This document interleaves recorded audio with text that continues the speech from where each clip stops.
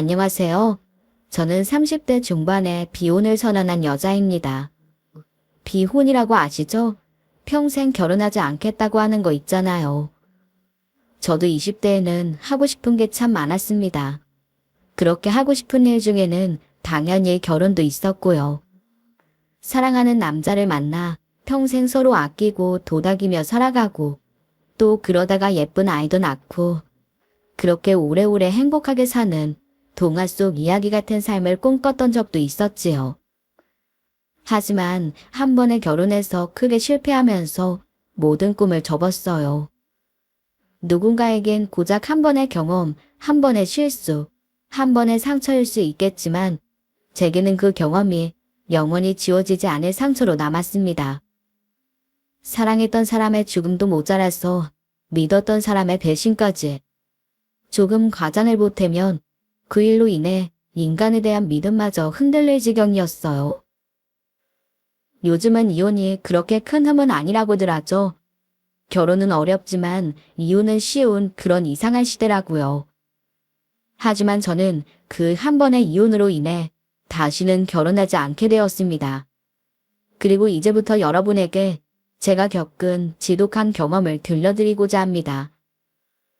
우선 제가 겪은 일을 이야기하자면 제 어린 시절부터 말씀드려야 할 것 같아요. 저는 시골에서 문구점을 하시는 부모님 밑에서 이녀 중 둘째로 태어났습니다. 제가 기억하기로 어렸을 때는 부모님의 문구점도 그럭저럭 잘 되었어요. 하지만 시대가 변하면서 시골 초등학교 앞 문구점으로는 먹고 살기 어려운 시대가 되었지요. 그게 아마 제가 중학생쯤 되었을 때였던 것 같아요. 동네 허름한 문방구가 아닌 전문 문구점이 생기고 그나마 어지간한 물건들은 죄다 인터넷으로 사니 문방구라는 이름이 더 익숙한 부모님의 문구점이 살아남긴 어려웠을 겁니다. 하지만 달리 배운 것이 없었던 부모님은 끝내 문구점 말고 다른 일을 하진 못하셨어요. 어차피 모아둔 돈도 많지 않아서 여력도 없었을 거고요. 저와 언니는 그런 가정 환경에서 자랐습니다. 연필이나 노트는 차고 넘치게 많았지만 늘 먹을 것도 부족하고 입을 것도 부족했죠. 그래도 저와 언니의 사이만은 무척 좋았습니다. 언니와 저는 3살 터울이었는데 보통 자매라고 하면 서로 사이가 안 좋은 일이 많잖아요. 요즘 보면 옷 가지고 싸우고 먹을 것 가지고 싸우는 일이 많더라고요. 하지만 저희 자매는 나이 차이도 적지 않은 데다 옷도 없고 먹을 것도 없는 탓에 서로 싸울 일이 없었습니다. 성격이라도 비슷하면 같은 걸 놓고 싸우는 일도 많았을 텐데 성격도 완전히 달랐거든요. 저의 학창시절을 이야기하자면요. 보통의 학생들과 다를 바 없는 평범한 학생이었습니다. 선생님들이 이거 공부하라 하면 공부하고 저거 하라 하면 하는, 특별히 하고 싶은 건 따로 없지만 그래도 시키는 건 시키는 대로 하는 그런 학생이었죠. 다만 말주변이 별로 없었다는 건 좀 다르긴 했습니다. 그러니 다른 친구들이나 선생님들이 보기에 저는 말없이 시키는 것만 하는 조용한 학생이었을 거예요. 하지만 언니는 저는 완전히 다른 사람이었습니다. 같은 부모님 밑에서 태어났다는 게 믿기지 않을 정도였으니까요. 우선 언니는 외모부터 화려했어요. 전체적으로 보면 저와 비슷한 얼굴이긴 했는데 눈꼬리도 더 치켜 올라가고 입도 더 얄쌍해서 요즘 흔히 이야기하는 여우 같은 얼굴이었어요. 반면 저는 비슷한 얼굴인데도 눈꼬리가 약간 처져서 강아지 같은 얼굴이고요. 게다가 언니는 꾸미고 다니는 것도 좋아해서 항상 근처 남학생들을 몰고 다녔습니다. 문구점이 어려워지면서 옷을 살 돈이 없었는데도 언니는 있는 옷을 이렇게 저렇게 꾸며서 마치 새 옷처럼 만들어 입고 다녔어요.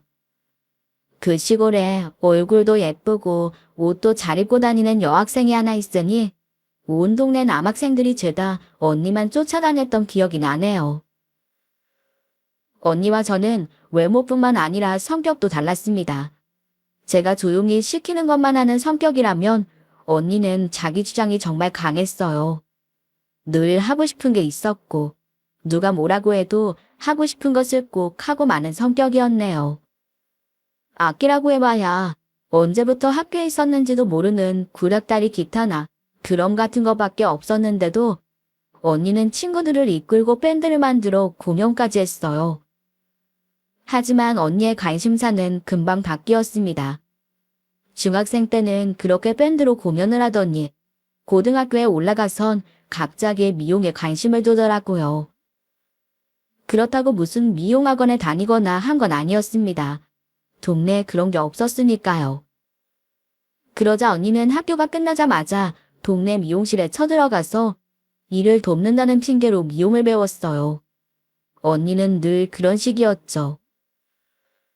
그렇게 저희는 완전히 달랐지만 서로를 위하는 마음만은 애틋했습니다.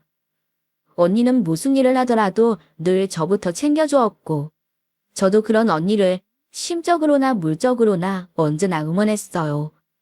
언젠가 언니가 이런 얘기도 할 정도였습니다.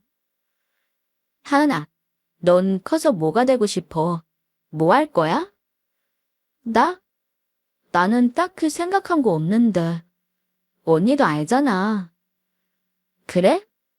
그럼 너 나랑 같이 뭔가 해볼 생각 없어? 언니랑? 무슨 일을 할 건데? 그야 이제부터 생각해봐야지. 그치만 너랑 같이 하면 뭐래도 잘 될 것 같아서 하는 소리야.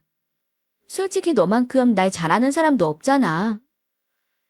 치, 언니는 맨날 그 소리야. 나도 뭔가 한다면 혼자 하는 것보단 언니랑 같이 하는 게 좋지. 그치만 최소한 뭘 할지는 알아야 하는 거 아니야?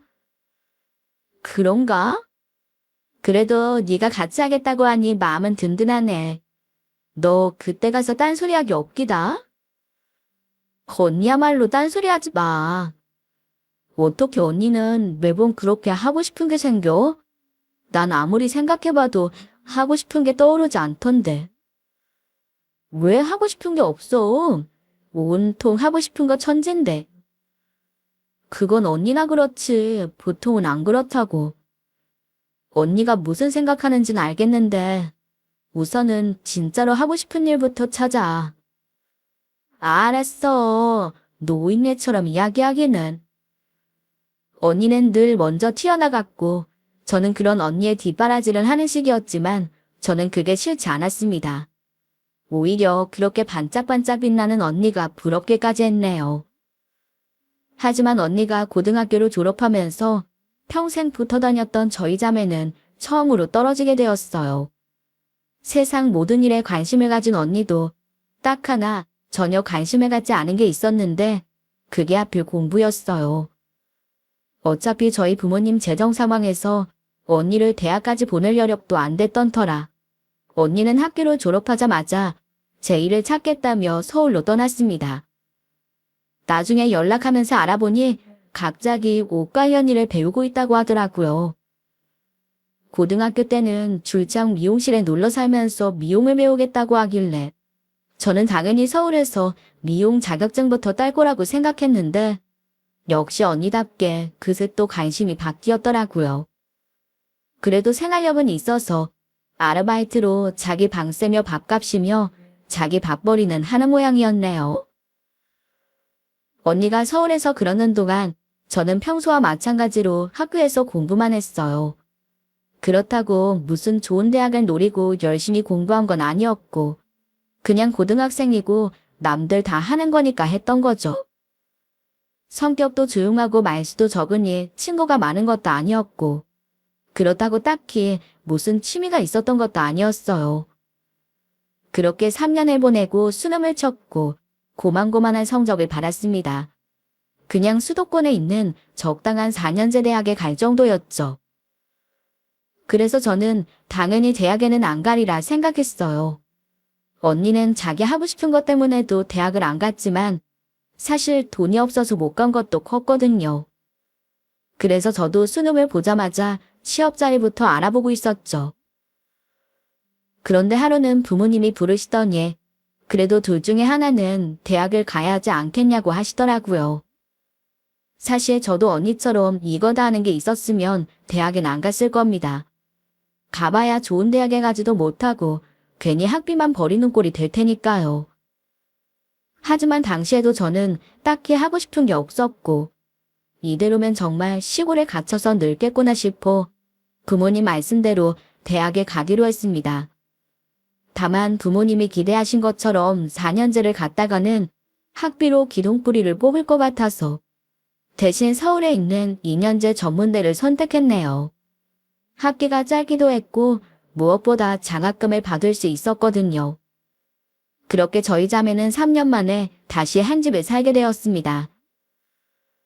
언니는 정말 바빴어요.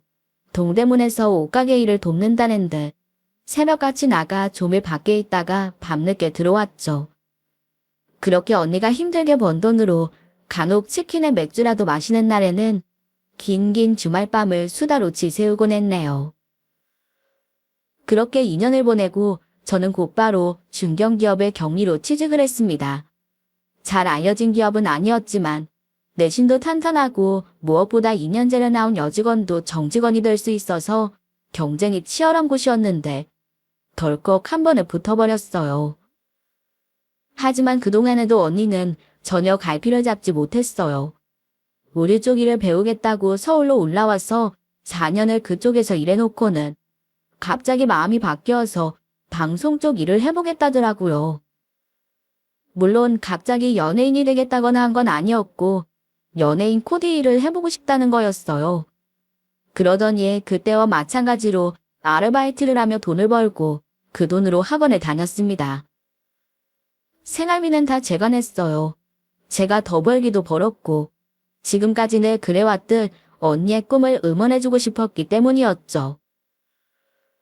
그렇게 사이좋았던 저희 자매가 다시 헤어지게 된 건 제 결혼 때문이었어요.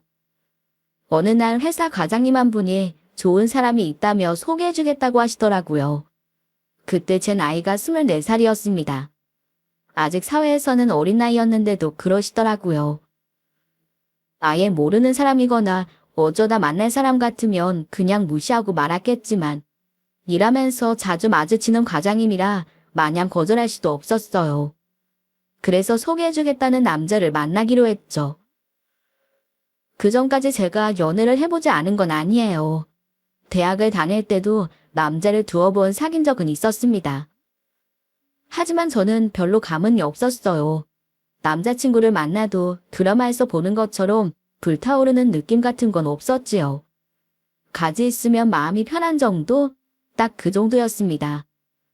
그리고 과장님이 소개해준 남자도 별반 다르지는 않았어요. 저희 자매는 둘 다 키가 큰 편이었거든요. 언니가 170 중반이고 제가 딱 170이라 주변 사람들이 부담스러워해서 힐도 잘 못 신어요. 그런데 자리에 나온 남자 키가 딱 저만 하더라고요. 거기서부터 김이 팍 새고 말았죠. 그런데 그 남자는 그런 제 기분을 아는지 모르는지 시종일관 들뜬 모습이었습니다. 저는 뚱하게 앉아있는데 혼자 뭐가 그리 신이 났는지 입을 쉬지를 않더라고요. 하필 제 성격도 거절을 잘 못하는 성격이라 같이 밥 먹고 차 마시고 그날은 거의 하루 종일 그 사람과 붙어있을 수밖에 없었네요. 첫 만남이 그런 식이었으니 다시 만날 생각 같은 건 당연히 안 했고요. 그런데 그 사람과 처음 만난 날 이후로 그 남자는 정말 끈질기게 제게 구애하더군요. 때마다 선물을 보내는 건 당연하고 예고도 없이 회사로 꽃을 들고 찾아온 적도 있었어요. 가끔은 뜬금없이 저희 부모님 건강을 걱정하며 홍삼 같은 걸 보내기도 했고요. 처음엔 그냥 그러다 말 줄 알았습니다. 그 사람이 절 좋아한다는 건 모른 척할래야 모른 척할 수가 없었지요. 하지만 사람이라는 게 아무리 좋아해도 상대가 반응을 보이지 않으면 결국 지치기 마련이잖아요. 저는 그 사람도 당연히 그럴 줄 알았어요. 길어봐야 한두 달 그러다 말겠지 했던 겁니다. 하지만 그 사람은 포기할 줄을 모르더군요. 무려 반년 이상을 매일 연락하고 일주일에 서너 번은 찾아오고 선물을 보내고 그렇게 긴 시간 제게 정성을 들이는 모습을 보니 이 정도로 저를 좋아하는 사람이라면 마음을 열어도 괜찮겠구나 싶었네요. 그래서 만난 지 8개월 만에 결국 사귀게 되었죠. 서로 사귀는 사이가 되고 나서도 남자친구는 여전히 제게 잘했습니다. 물론 그전처럼 매일 찾아오거나 하진 않았어요. 애초에 계속 그런다는 게 말이 안 되잖아요.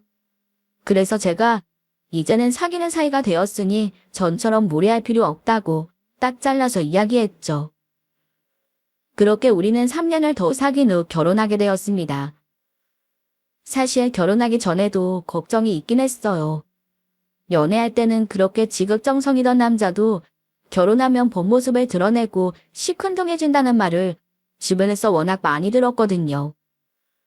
물론 남편도 예외는 아니었습니다. 하지만 제가 생각하는 것보다는 훨씬 정도가 약했어요. 연애할 때는 매일같이 집에 데려다 줬다면 결혼한 후에는 가끔 데리러 오는 정도라고나 할까요? 뭐 하여튼 마땅히 비유할 만한 일이 없긴 한데 중요한 건 결혼을 후회하게 되는 일은 없었다는 겁니다. 남편과의 결혼 생활은 즐거웠어요. 저는 그전까지 단 한 번도 뜨겁게 사랑해 본 적이 없었다고 했잖아요. 그건 남편과 연애할 때도 마찬가지였는데 정작 결혼하고 나니 뜨겁게 사랑한다는 말이 무언지 알겠더군요. 남편이 없으면 허전하고 보고 싶고 같이 있는데도 계속 보고 싶은. 표현이 좀 그렇긴 하지만 어쨌든 그랬네요. 하지만 아무리 좋은 사이라도 문제는 있었습니다. 그건 바로 그렇게 뜨거웠던 저희 둘 사이에 아이가 생기지 않는다는 것이었어요. 신혼 때 그렇게 뜨거웠으니 아이가 생길 기회는 정말 많았습니다. 처음에야 피임도 했지만 나중엔 그것도 안 했으니까요. 시간이 갈수록 조금 초조해지긴 했지만 제가 나이가 많았던 것도 아니었고 건강에 문제가 있는 것도 아니어서 그렇게 큰 걱정을 하진 않았습니다. 그건 남편도 마찬가지였고요. 그런데 시어머니는 다르시더라고요. 결혼한 뒤에는 그래도 일주일에 한두 번은 제가 안부 전화를 드렸거든요. 그런데 그럴 때마다 시어머니는 꼭 아기 이야기를 꺼내셨네요. 너희는 아직도 소식이 없다니? 네. 노력은 하고 있는데 아직은 때가 아닌가 봐요. 정말 잘대로 하고 있긴 한 거야? 이 시엠이 속여먹는 건 아니지? 네? 제가 왜 그런 짓을 해요? 어머님, 저도 아이 갖고 싶어요. 아이 낳고 나면 여자들 폭삭 늙는다는데 저도 가능하면 빨리 낳고 싶다고요. 하지만 안 생기는 걸 어떻게 해요? 아유, 내가 옆에서 지키고 서 있을 수도 없고. 너 원영이가 독자인 거 모르는 건 아니지? 괜히 시간 끌지 말고 얼른 아들 하나 낳아야 너도 나도 맘 편한 거 아니겠니? 알아요, 어머님. 그래도 원영 씨나 저나 어디 아프거나 한 건 아니니까 곧 생길 거예요. 너무 걱정하지 마세요. 하여튼 알았다. 괜히 너희들만으로 안 될 것 같으면 병원에 가보든가 아님 날 부르든가 해라. 알겠지? 저도 정말로 아이를 갖고 싶었습니다. 사랑하는 사람만 만났으니 그 사람과 가족을 꾸려서 행복하게 살고 싶었으니까요. 하지만 안 생기는 걸 어떻게 하나요? 분명 아무 문제도 없다는 건 알지만 하도 시어머니가 닥달하시길래 저도 혹시나 싶어 산부인과도 가봤어요. 하지만 거기에서도 건강상 문제는 전혀 없다고 하는 걸 어떻게 하나요? 그러시면서 저한테는 문제가 없는 게 확실하니 정 걱정되면 남편도 같이 검사를 받아보라고 하더군요. 그래서 그걸 남편한테 이야기했고 남편도 따로 비뇨기과에서 확인하고 이상이 없다는 결과를 받았지요. 부부 사이에는 전혀 문제가 없는데 그저 빨리 아이가 생기지 않는다는 이유로 압박을 받으니 너무 억울했네요. 제가 그렇게 아이 문제로 고통을 겪는 동안 언니에게도 변화가 생겼습니다. 20대 중반까지도 여전히 자기 할 일을 찾지 못해서 방황하더니 끝내는 적성에 맞는 일을 찾은 거였어요. 그건 바로 유튜브였습니다. 사실 이건 언니가 그 길을 찾았다기보단 세상이 변해서 그런 길도 생긴 거라고 봐야겠죠. 언니는 그때그때 자기한테 끌리는 걸 무작정 쫓아다녔지만 이제 와서 생각해보니 미용에 의상에 화장까지 그게 다 여자가 꾸미는 일이었더라고요. 그러다 문득 이걸 뷰티 유튜브로 만들어보면 어떨까 싶더랍니다. 그래서 처음엔 그냥 적당한 카메라 하나 갖다 놓고 시작했는데 마침 아시아 지역에 한류 열풍이 불면서 한국식으로 꾸미는 방법에 관한 것도 많이 퍼졌나 보더라고요. 덕분에 언니의 유튜브는 빠르게 자리를 잡았고 순식간에 구독자가 40만 명을 넘어섰습니다. 저는 언니가 잔뜩 흥분한 상태로 그런 이야기를 할 때도 이게 다 무슨 소린가 싶었어요. 유튜브를 돈 내고 보는 것도 아닌데 보는 사람이 많으면 뭐가 좋을까 싶었거든요. 하지만 이야기를 자세히 들어보니 그게 아니더군요. 언니가 한 달에 버는 돈이 어지간한 회사원 1년 연봉보다도 많았으니까요. 솔직히 좀 충격이었습니다. 언니가 어렸을 때부터 끼도 많고 재주도 많다는 건 알고 있었지만 저도 그만큼 한 길로 꾸준히 걸어왔는데 어느 순간 세상이 변하면서 언니 같은 사람이 오히려 더 큰 돈을 버는 세상이 됐으니까요. 예전처럼 공부 열심히 해서 성공하기는 훨씬 어려워졌지만 다른 재주로 큰 돈 벌 기회는 더 많아진 거죠. 심지어 언니는 유튜브로만 그치지 않았습니다. 구독자 수가 늘어날수록 이름이 알려지자 화장품 회사와 콜라보를 한다거나 의류회사와 광고 계약을 맺는 등 정말 사방팔방으로 사업 영역을 넓혀가기 시작한 겁니다. 마침 언니가 다루는 소재들이 전부 그런 쪽이라 연관된 회사도 엄청 많더라고요. 원래도 한 미모하는 언니가 여러 회사에서 지원하는 최고급 제품들로 치장을 하고 화면에 나오니 친동생인 제가 봐도 정말 예쁘더군요. 그렇게 언니의 사업은 하루가 다르게 성장했습니다. 하도 일만 하길래 저는 언니가 결혼 생각이 없는 줄로만 알았어요. 하지만 어디서 갑자기 남자 하나를 데려오더니 결혼까지 일사천리로 해버리더군요. 형부는 평범한 회사원이었습니다. 언니와 결혼하면서 회사를 그만두고 언니가 세운 회사로 들어가 함께 일을 했어요. 그 둘은 정말 사이가 좋아 보였어요. 그러더니 저와 다르게 아이도 금방 가져서 예쁜 딸을 낳았습니다. 언니가 딸아이를 낳고 축하하러 언니 집에 갔는데 언니가 사는 집을 보고 턱이 떨어지는 줄 알았네요. 아, 언니. 이게 언니네 집이야? 세상에. 이 집 엄청 비싸지 않아? 비싸지. 그래도 이 언니가 이 정도는 벌어. 아, 그보다 너 아직 저녁 안 먹었지? 창 차려놨으니까 같이 먹자. 오, 그래 언니. 아 참, 여기 선물, 아기 옷이야. 어머, 너무 예쁘다. 고마워, 잘 쓸게. 정확한 평수 같은 건 잘 모르지만 그냥 보기에도 저희가 사는 집의 3배는 되어 보이는 집에 화려한 내부, 거기다 이름도 잘 모르는 요리까지. 그제서야 언니가 얼마나 성공했는지 알 것 같았네요. 언니가 성공한 모습을 보면 동생으로서 순수하게 축하해주고 기뻐해줘야 하는데 솔직히 잘 안 되더라고요. 언니가 이렇게 될 동안 나는 뭘 했나 싶고 나름대로는 열심히 산다고 살았는데 결국 사람은 운치의 기삼인가 싶어서 씁쓸하기도 했습니다. 무엇보다 태어난 지 얼마 안 돼서 꼬물거리는 아기가 너무 부러웠어요. 언니는 출산 때문에 방송을 몇 번을 빼먹었는지 모른다면서 가능한 한 나중으로 미루려고 했는데 덜컥 생겼다며 멋쩍어 했네요.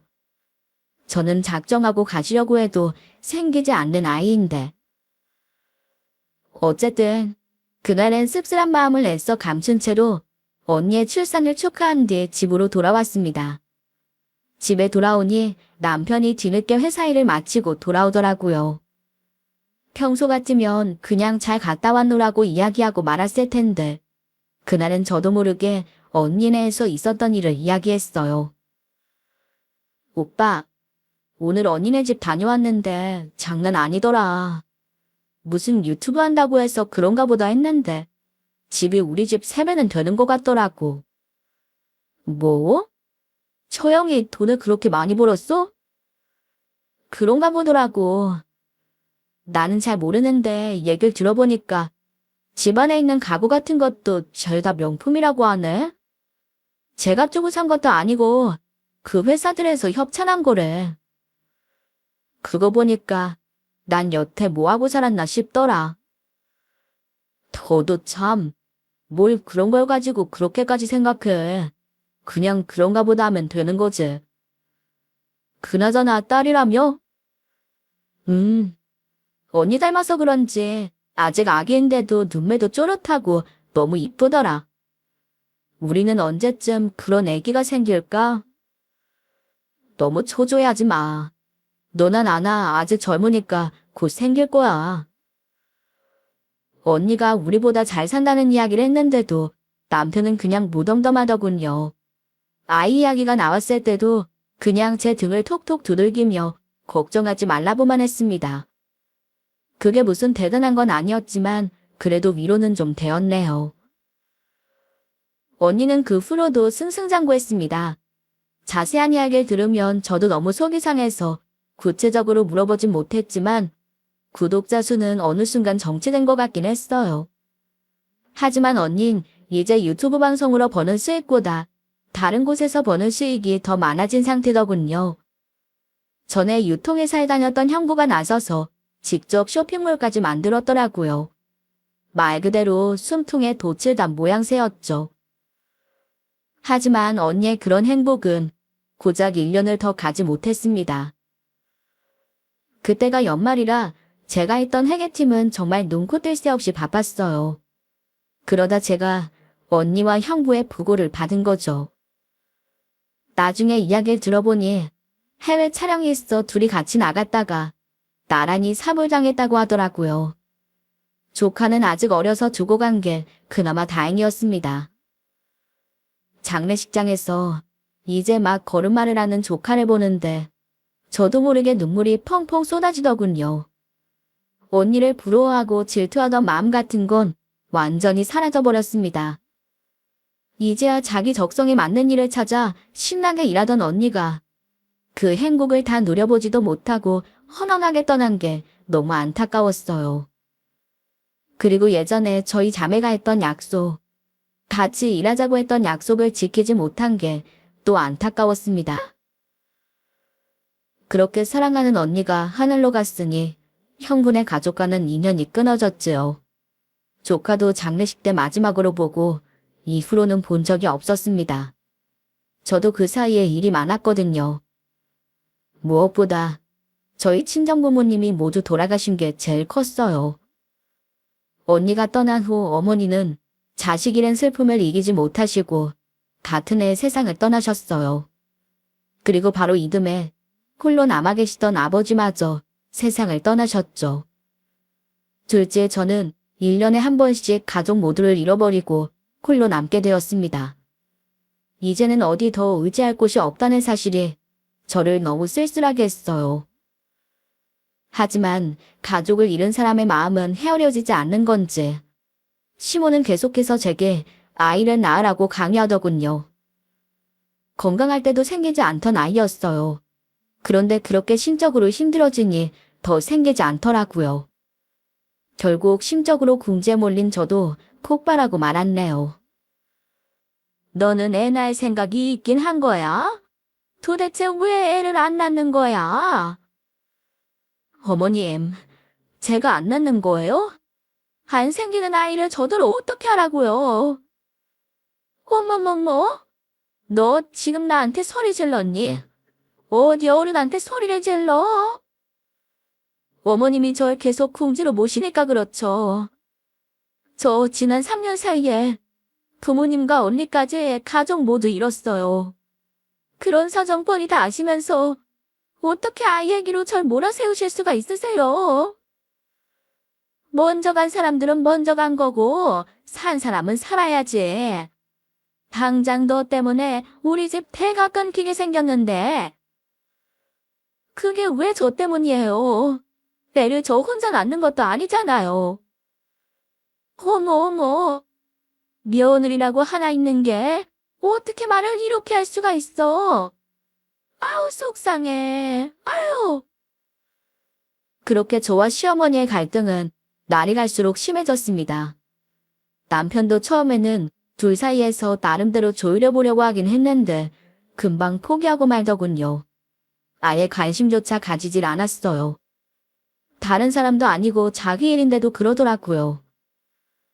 그러자 어느 순간 그 모든 분노가 남편에게로 향하기 시작했어요. 내가 어쩌다 이런 남자를 만나서 이 고통을 겪나 싶어질 정도였죠. 그렇게 꼬박 5년을 보냈습니다.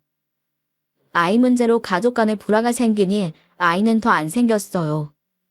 아니요. 솔직히 어느 순간부터는 생길 여지조차 없어졌다고 하는 게 맞을 겁니다. 남편 꼴도 보기 싫어진 상황에서 아이나 차고 잠자리를 갖는 건 죽기보다 싫었으니까요.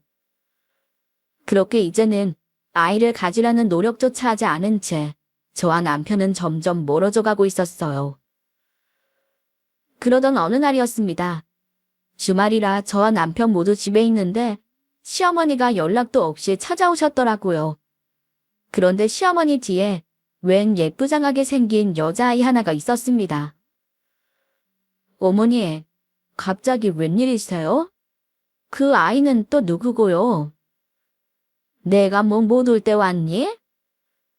아니, 그런 게 아니라 내가 어지간하면 이렇게까지는 않으려고 했는데 결국 네가 이를 이 지경으로 만드는구나. 얘는 원영이 딸이다. 밖에서 낳은 딸이지만 앞으로 네 딸이다 생각하고 키워라. 네. 지금 뭐라고 하셨어요? 밖에서 낳은 딸이요? 이가 두 집 살림을 했다는 거예요. 너는 지능이 떨어지니? 왜 말을 한 번에 못 알아들어? 말이 안 되는 상황이니까 그렇죠. 원영 씨가 외도했다는 것도 황당한데 딸이요? 그리고 지금 그 애를 저보고 기르라는 말씀이세요. 그래, 그게 뭐 잘못됐니? 어차피 넌 아이도 못 낳잖아. 낳지는 못해도 키울 순 있을 거 아니니? 그래서 그런 건데 뭐. 말문이 막혔습니다. 이게 지금 사람의 입에서 나온 소리인지 악마 새끼 입에서 나온 소리인지 분간이 안 됐으니까요. 어떻게 며느리에게 남편이 밖에서 낳은 딸을 기르라고 할 수가 있나요? 너무 어처구니 없고 화가 나서 제대로 말도 못했어요. 그런데 더 어처구니 없는 건 남편이었습니다. 사실 남편에게서 외도의 김새가 조금이라도 느껴졌었다면 오히려 제대로 맞받아쳤을 거예요. 하지만 남편은 전혀 그런 사람이 아니었거든요. 회사가 끝나면 집에 와 들어누워 있기 바쁜 사람이 도대체 언제 여자를 만나 아이까지 갖게 된 건지 이해를 할 수가 없었습니다. 그래서 시어머니의 황당한 논리에 반박도 못하고 있는데 문득 아이의 모습이 눈에 들어오더군요. 솔직히 나도 이렇게까지 하고 싶진 않은데 아이 사정이 하도 딱해서 데려왔다. 아이 엄마 죽고 그 충격으로 애가 말을 못해. 나도 오죽하면 이렇게까지 하겠니? 그러니까 너도 속은 좀 상하겠지만 견뎌라. 쟤는 네 남편이 지은 거지 얘는 죄가 없잖아. 하여튼 그렇게 됐으니 애는 여기다 놓고 가마. 그러더니 그대로 뒤도 안 돌아보고 돌아가셨습니다. 순간 저는 분노가 폭발했어요. 시어머니가 계실 때는 너무 당황해서 제대로 말을 못했는데 그 분노가 고스란히 남편에게로 간 거지요. 정말 욕만 안 했다 뿐이지 제가 할 수 있는 비난이란 비난은 죄다 퍼부었습니다. 그런데 정작 남편은 듣는 둥 마는 둥이었어요. 당신, 어떻게 나한테 이럴 수가 있어? 밖에서 낳은 딸? 당신 미쳤어? 그래서 날더러 어쩌라고. 억울하면 이혼하던가. 이혼? 당신 지금 이혼이라고 했어? 그래, 이혼해. 당장 이혼하자고. 그러세요, 참나. 당신 그렇게 이혼하면 누가 받아주기나 할 것 같아? 애도 못 낳는 주제. 하여튼 이혼을 하든 말든 당신 마음대로 하고 있는 동안에는 애나 잘 돌봐. 그러더니 그대로 방으로 들어가 버렸네요. 폭풍같이 몰아친 상황에 저는 정신을 차릴 수가 없었습니다. 그런데 욕설이 난무하고 고성이 오가는데도 여자아이는 울지도 않고 말도 없더라고요. 그저 텅 빈 눈으로 저만 바라보는데 그 모습이 마치 저를 보는 것 같아 저도 모르게 눈물이 주룩 흘렀어요. 그래서 말도 못하는 아이를 붙들고 그렇게 한참을 울었습니다. 저는 곧바로 변호사를 통해 이혼을 준비하기 시작했어요. 변호사도 자세한 이야기를 듣더니 진심으로 놀라더라고요. 그게 사실이냐고 몇 번을 물으면서 말이죠. 자기가 이혼을 전담한 지 5년이 넘어가는데도 이런 경우는 처음이었다면서 황당했습니다. 하지만 남편 쪽의 과실이 명백하니 위자료 받는 건 문제 없을 거라고 저를 안심시켜 주었어요. 그러나 이혼은 이혼이고 당장 집에 있는 아이는 걱정이었습니다. 시어머니도 그렇고 남편도 그렇고 자기들 아이라고 해놓고는 정말 아무도 신경 쓰지 않더라고요. 결국 제가 다 챙길 수밖에 없었는데 낮에는 도저히 방법이 없어서 당장 이혼 소송을 낼 때까지는 지내보자 싶어 회사에는 일주일 연차를 내고 집에서 아이와 함께 있었어요. 처음엔 몰랐는데 집에서 단둘이 있을 때 아이를 보니 얼굴이 정말 예쁘더라고요. 아이인데도 눈매가 살짝 치켜 올라간 게 꼭 고양이 같았습니다. 코도 오똑해서 아이가 크면 연예인을 시켜도 될 정도로 예쁜 아이였습니다. 거기다 이제 겨우 4살이라는데 키도 한 5살 정도 되어 보일 정도로 컸어요. 다만 놀기는 잘 노는데 정말 말을 한마디도 못하더군요. 뭔가 말을 하고 싶어서 하긴 하는데 입 밖으로 안 나오는 것 같더라고요. 그 모습을 보니 안타깝기도 했고 둘이서 하루 종일 달리 할 일도 없을 것 같아서 우선은 상담이나 받아볼 생각으로 병원을 찾게 됐네요. 그런데 병원으로 가는 길에 놀라운 일을 겪게 됐어요. 아이 손을 잡고 백화점 앞을 지나가는데 집에선 입도 뻥끗 못하던 아이가 지나가던 아주머니를 보고 할미 할미라고 말을 하는 거 있죠? 저는 너무 놀라서 아이를 붙들고 다시 한번 말해보라고 했지만 그 후로는 또 입을 닫더라고요. 도대체 이게 뭔가 싶었죠. 아이를 놀아주다 보니 아이가 무척이나 영특하다는 게 자연스레 머릿속에 들어왔는데 그런 아이가 자기 할머니를 못 알아볼 리는 없어 보였어요. 게다가 종일 말을 못하던 아이가 지나가던 아주머니를 보고 할머니라고 하다니 뭔가 엉망진창이고 뒤죽박죽이었죠. 하지만 그 이상한 게 뭔지 밝혀지기까지는 그리 오래 걸리지 않았습니다. 그날도 변호사를 만나 상담할 일이 있어 아이를 데리고 갔거든요. 그런데 변호사가 아이를 보더니 대본에 그러더군요. 이 아이가 남편이 밖에서 낳은 아이라고요? 의뢰인님을 닮았는데요. 네? 저요? 네. 오히려 남편은 하나도 안 닮았어요. 여기 이 사진 좀 보세요. 제가 잘못 본 건 아닌 것 같죠? 어? 네, 그러네요.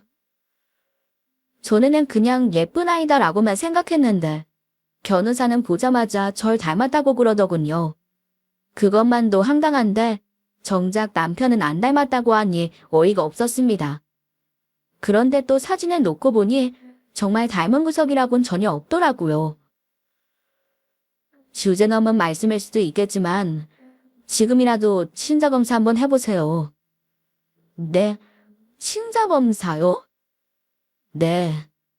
저는 아무리 봐도 이 아이가 남편분 아이는 아닌 것 같거든요. 그런데 이상하게 의뢰인님은 닮은 것 같아요. 의뢰인님이 보시기에도 그렇지 않으세요?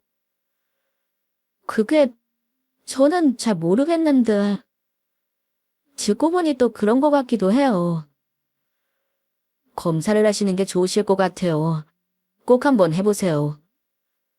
뭔가 어리둥절했지만 변호사 말이 맞는 것 같더라고요. 그래서 곧바로 친자검사를 의뢰했습니다. 그동안 해도 저는 아이를 돌봤지요.